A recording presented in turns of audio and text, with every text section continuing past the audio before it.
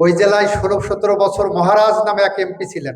3,500 কোটি টাকা, একটা দুইটা না, সেই টাকাটা কাগজে কলমে কিন্তু ঠিক কাজ হয়েছে, বাস্তবে ওই সমস্ত জায়গায় একটা ইট পড়েনি।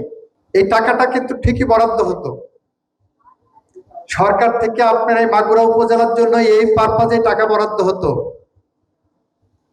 কিন্তু ওই যে কাজীর গরু কেতাবে আছে গোয়ালে না, একটা কথা আছে না?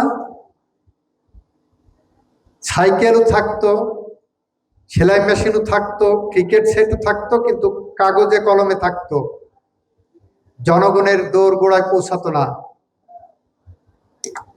আমাদের নেতা তারেক রহমানের ঐকান্তিক প্রচেষ্টায়, তার দেখানো পথে আমরা দরজা আপনাদের দুয়ারে দুয়ারে, এই আপনাদেরই অংশ, আপনাদেরই টাকা, আপনার টাকায় কেনা এই সাইকেল, এই সেলাই মেশিন, এই বৃক্ষ, এই ক্রিকেট সেট, এটা আপনাদের টাকায় কেনা, আপনাদের কাছে পৌঁছে দিচ্ছি।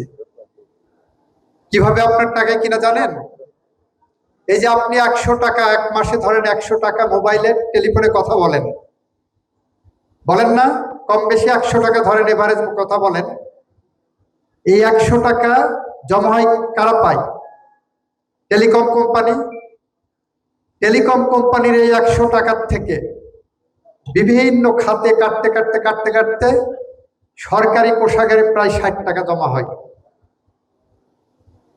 Tax, VAT, supplementary duty, customs duty, আগর বাগর সব মিলে 60 টাকা সরকার কিন্তু আবার নিয়ে নেয় 100 টাকা থেকে।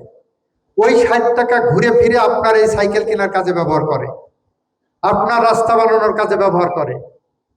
ওই 60 টাকা ঘুরে ফিরে এই যে আমরা যারা এমপি হয়েছি, আমাদের বেতন টাকাও কিন্তু ওখান থেকে আসে।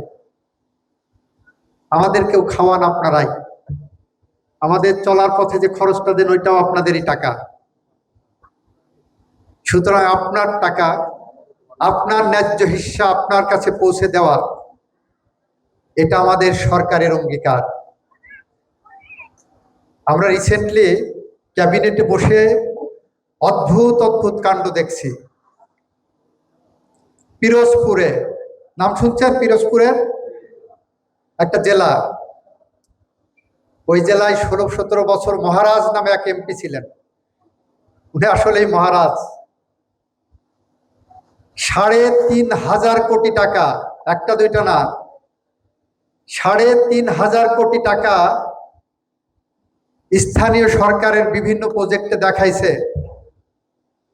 যে এই সব কাজে ব্যবহার করেছেন, এই রাস্তা করেছেন, এই কালভার্ট করেছেন, এই ব্রিজ করেছেন।